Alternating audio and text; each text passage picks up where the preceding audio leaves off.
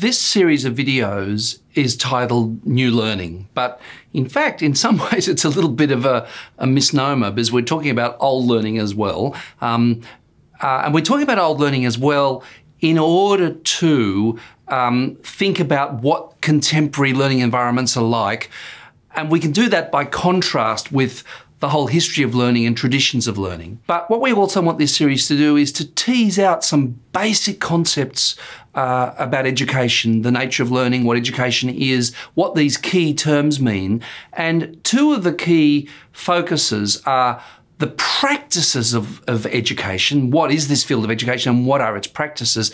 But also what we will come to call the science of education. So as an academic discipline, you know, out in the world, we've got history and we've got physics and we've got law and we've got business.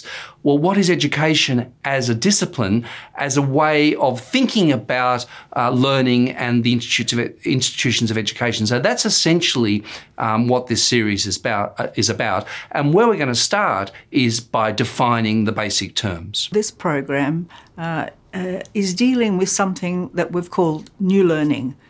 Now, this term periodically has appeared when things change in the world, when we have changes in technology, when there are changes in society, when there are changes that occur as a consequence of human movement.